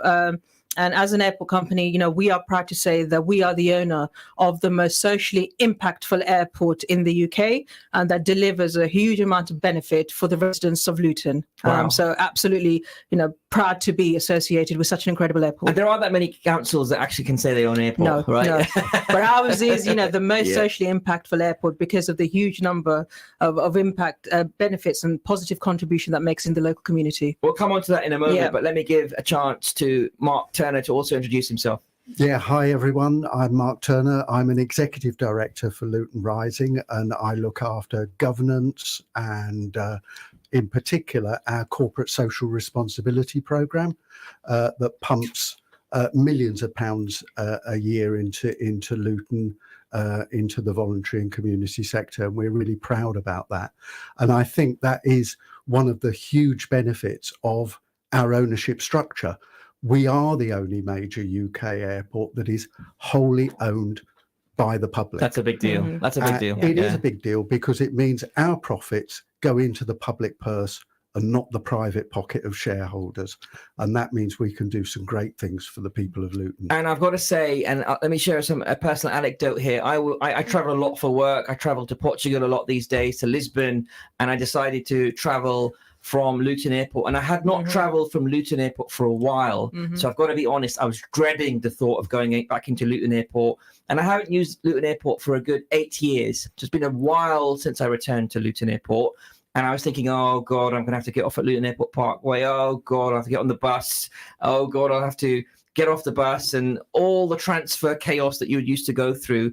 Now, I've got to say, having used the DART system, so the tram system, the pulley system, it's amazing. I think it's sustainable. It's not polluting, and the fact that you can get off at Luton Airport Parkway station and jump straight on to a tram, and as a Luton resident you can get a concession, is a big deal, and then get straight off right by the airport terminal and onwards to your journey. I thought that experience was fantastic. Mm-hmm. And even the airport security, sometimes I don't think I'm being paid for this, but the airport security was great. I mean, it was fast. I didn't have to use the fast track. Just a normal queue was just fast. There's so many people working there. It was great. But that's enough for me. I want to hear more from you, and especially about Luton Rising. I love the name, Luton Rising. But what would you say are, Councillor Javaria, what would you say are the top 3 objectives or goals of Luton Rising? Are you working for Lutonians, for the people? Well, yes, that's what the ambition is, and that's what drives us. Luton Rising isn't just any old company. It's actually run by people that actually care about Luton. I mean, I've born, bred You live in Lutonian. Luton? Yeah, Yeah. I live in Luton, absolutely. I live up the road, not far from here. So it's about, delivering community value for the people of Luton who ultimately own our airport. So our top 3 objectives in a nutshell, firstly, is to continue being the most socially impactful airport in the UK. That's delivering benefit not only to residents and obviously to community organisations that actually benefit from a huge amount of money that we actually pump back into the local community. So 53 pence per every passenger. So that's every pound per passenger that is pumped back into the local community. So when Mark talks about the benefit, it talks of, he's absolutely right. We're not a profit-making company. For us, it's about pumping that money back into Luton. So ultimately, our residents benefit. It's twofold. Firstly, obviously, we're owned, by Luton Borough Council. So, we give a huge amount of money to Luton Borough Council, contribution-wise, over 300 million since 1998. So that, Luton Borough Council can provide those essential public services that Lutonians need on an everyday basis. As you know, 12 years, I'm not going to make a political comment, but nevertheless, we all know 12 years of Tory austerity has had a massive impact on, our council's ability to fund those public services, and obviously that means not just the airport, even the police in general. service as well. This is we're talking about public services. I've had the police here. and crime commissioner on before on the show years ago saying, "Oh, we're not getting enough money from the government." So this is, this is a fact. It's austerity.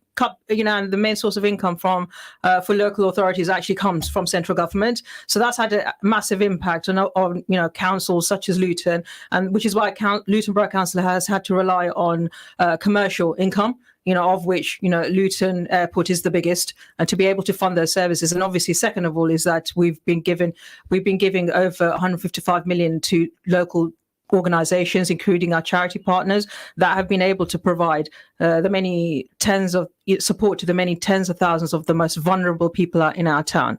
Imagine that. I mean, that is something incredible in itself. So that's our main priority, to continue to be the most socially impactful airport. Second reason would be is that, we deliver social value, and aligned to that is obviously a great customer experience, which you've obviously touched on. Yeah. So that's what we want to do through our DART, which is our green flagship program. We want to be able to ensure that, we are at the driving force of sustainability, which leads on to the next thing is our airport expansion plans, which ultimately will enable us to, we will be seen at the forefront of being the most green airport. I want to hear more about that in a moment, but let me go back to Mark for a moment, because one thing I'm realizing just as we've been speaking is there's an immense amount of hidden impact that Luton Airport is having on the people of Luton that we might not even realize. Like, for example, when I'm driving in my car and I'm driving past Luton Airport, and you kind of go past the runway perimeter and you can see the lights, and I always enjoy seeing that with my daughters. And you see the Darts Bridge as well, and you go underneath that.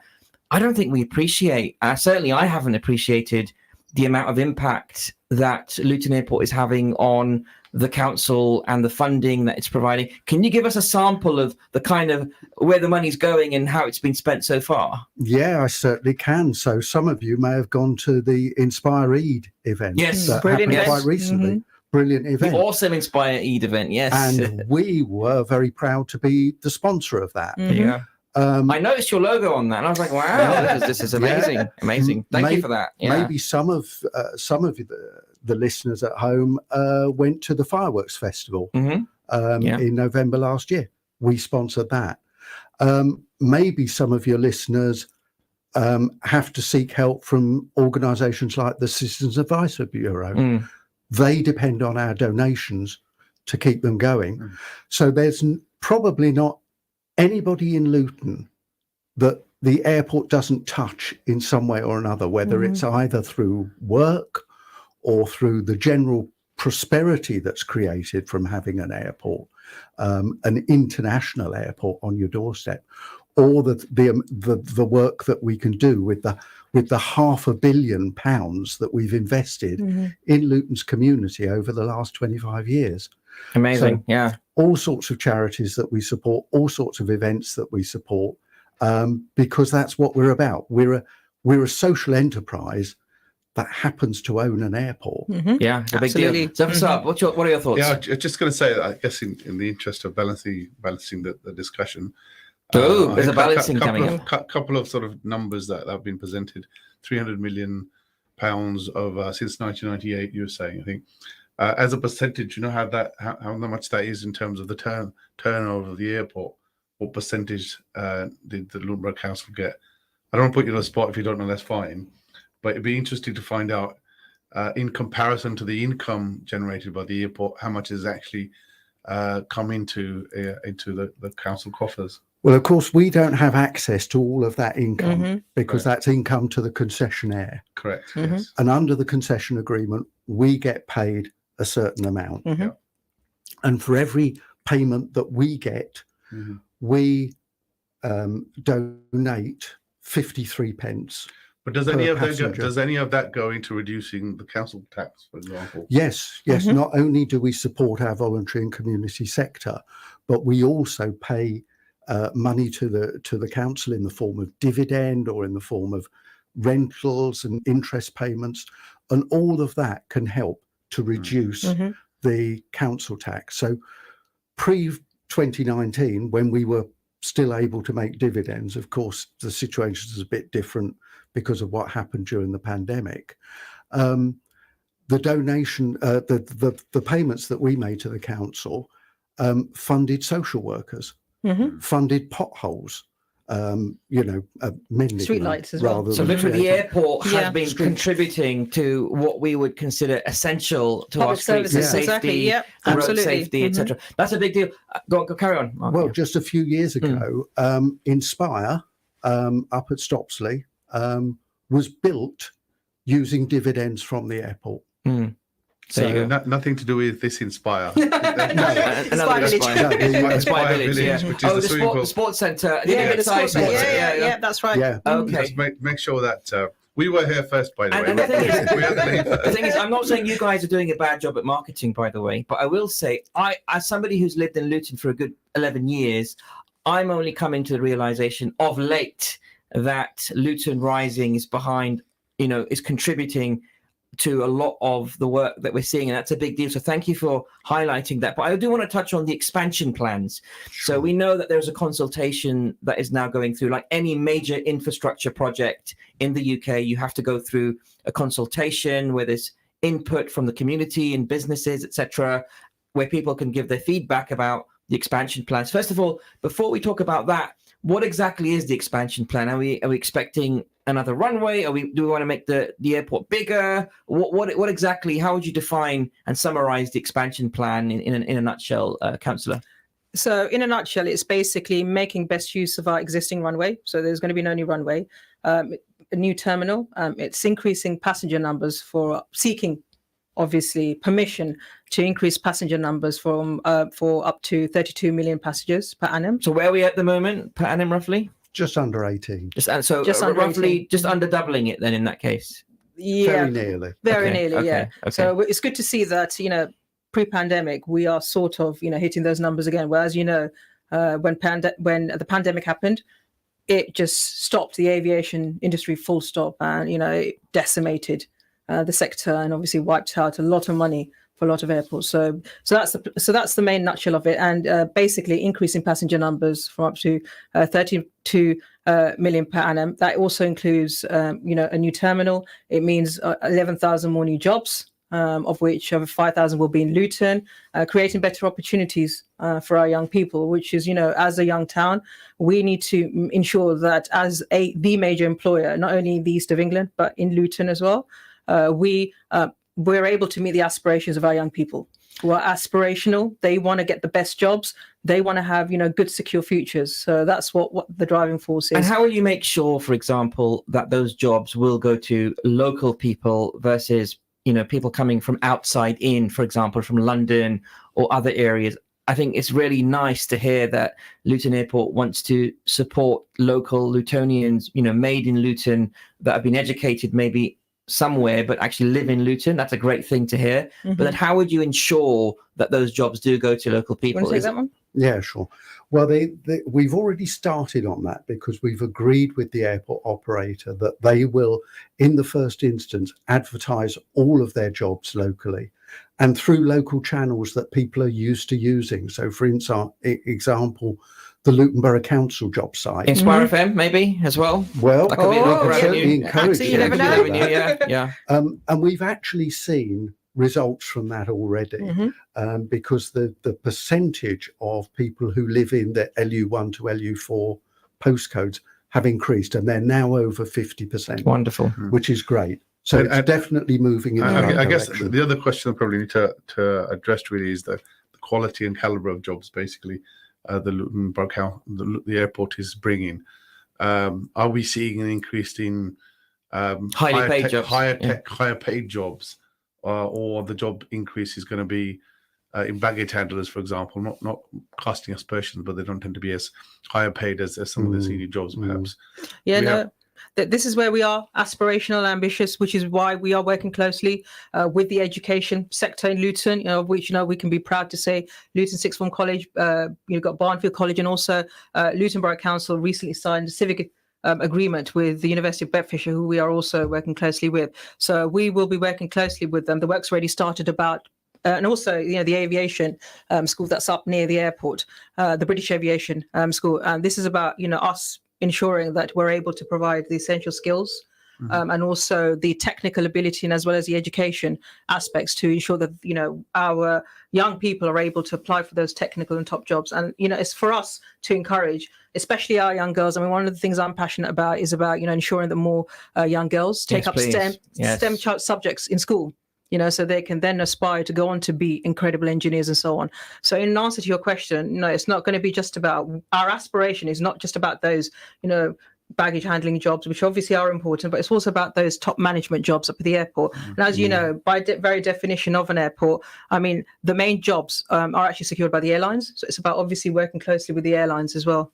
Absolutely. Yeah. I want to ask another question, which is more of a pragmatic question, and it's something that's very relevant to us today. Mm-hmm. Now, if we've been looking at the weather forecasts around the world, especially in Europe, it's been super hot. Mm-hmm. And we know there's a climate catastrophe, at least most of us know there's a climate catastrophe approaching, and we all need to do our part in order to ensure that the climate is taken care of, including in the UK and including in Luton. Mm-hmm, absolutely. So people who are looking at this plan might think, actually, is it good for the environment to actually create another terminal and create more aircraft traffic in the area? What would you say to people that may have those concerns about your plans at the moment? Well, I'd say nobody in their right mind these days would put plans forward that didn't take those issues into account. That would be absolutely stupid. Why bother? And we know that in the past, there's been a tendency to put mitigation measures in to deal with the environmental impacts. You're never quite sure whether they're going to be met, whether they're going to be delivered. They're often done in retrospect when the damage has already started to be done. We've flipped that on its head. Mm-hmm. And what we're saying through our green controlled growth proposal, which is unique and will actually have the force of law behind it through the development consent order, is that the airport can't grow until the impacts of its growth have been understood and dealt with. And that's a really different way of approaching airport growth, because it's basically saying, let's make sure that we don't even have the risk of damage to the environment before we can increase our capacity. And So do we I guess understand that the major concern that I guess residents of that area would have really is noise pollution. There are green policies, and there are the funding is gone towards providing green spaces, etc. But is there a substitute, right, for somebody who's perhaps not getting a good sleep, right, because there are flights happening? Get some triple glazing, maybe. Absolutely. So how would you placate people who've got those concerns? Right. Well, there's two ways that we do it. So green controlled growth has a number of measures, and one of those is noise pollution. So that is taken into account before the airport can grow, and that's not monitored by us. It's monitored by independent people, and as I say, it has the force of law. Also, our development consent order application includes a really sort of state-of-the-art noise abatement compensation package. So things like literally paying for people's equipment, double glazing. So Wow, the full house. Amazing. If people come within the noise contours, where the amount of noise is above a certain threshold, then they will get a comprehensive package, one of the most comprehensive packages that you'll find an airport delivering. And then, of course, we have the technological developments. And actually, we're really lucky at Luton because we're already seeing newer, quieter aircraft come into the fleet. And all of our major airlines have plans to replace their older, noisier aircraft with new, quieter aircraft. And they are a lot quieter. I've seen one go down the runway, and it is about 50% of the. And I can tell you as a pilot myself that aircraft are getting quieter, and they're not all quiet. And obviously, an upgrade program is expensive for an airline to embark upon, unless you're Emirates or Qatar Airways, or you have oil coming out of your back garden like they do. It's difficult, but I can definitely see that argument, the technological argument. If I just wanted to quickly add on that, one of the really good things that's happening quite recently is the local press are continuously reporting on activity up at our airport. And I think recently it was Wizz Air, was it Ryanair, that recently introduced a fleet of neo aircrafts, which are basically they've actually focused on Luton as opposed to anything else. EasyJet is doing something similarly, so it's coming through. It's coming through slowly, which will ensure that obviously that's going to have a major impact around reduction of noise. And Wizz Air as well, The other, I guess, concerns that people living in the affected areas would have is if there are if there are more flights taking off and landing. Call on the line really quickly. So how far into the evening or night will the flights go into in order to cater for the additional flights? 11 o'clock at night, right over your window. I'm joking. No. We're not intending to have any more night flights than we do at the moment. Very good. That's good to hear. Let's go on to the line. We have a caller on the line. Assalamu alaikum, caller. Go ahead. You're live on Inspire FM. Hi, my name is Lady Munya, and I'm a member of the African community. Okay. I just want to recommend what Luton Rising is doing, because we are in support to their initiative to expand the airport. Wow. And tell me, why do you support the airport expansion? What's your reason? I believe that it's going to benefit a lot of our young Black people. As you know, Luton now is very diverse. We have all sorts of cultures, and I myself come from Zimbabwe. I'm from African region. Okay. And also... Very quickly. It will benefit with better jobs, better opportunities in life. We also are benefiting from Luton Rising's funding towards our Afro First. I don't know if you've had since last year. They've Amazing. been supporting our Luton Afro First. All right, I need to leave it there just because in the interest of time. We've only got a couple of minutes left. But what are your reactions to that, Councillor? Well, thank you for calling in. For us, it's about the social impact and the social value for the people of Luton, for the community of Luton. Clearly one person, and I'm sure she represents lots of people that are appreciating the support you're giving. Thank you. Thank you. Thanks for the support. All right. Well, let me just go ahead and thank you both for your time. But let me ask you anything else that you want to share with the listeners. Any ideas when Luton's going to become a city? Why is it not a city? Why are we still called Luton Town? I know that's not in your control. City in all but name. But, exactly. All I would say to the listeners is, if you want our airport to grow, if you want Luton to have a bright future, please support us.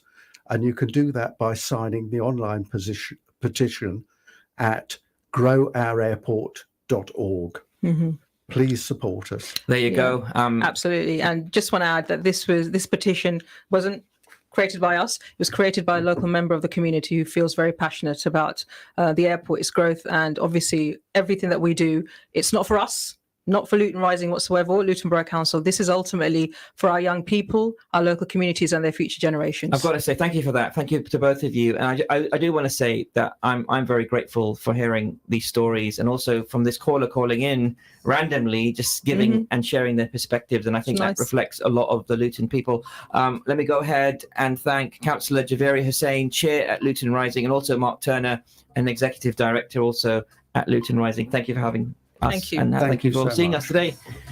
Listeners, this is Friday Night Live with me, Abdul Akbur and Zaffar Iqbal Saab. I hope you've enjoyed tonight's program. I've got to say that was very inspiring towards the end. And I've got to say some amazing work happening with the Luton Rising team and the contributions they're making to the local community. Listeners, we're going to be back next week for another 2-hour edition of Friday Night Live with me, Abdul Akbur and Zaffar Iqbal Saab.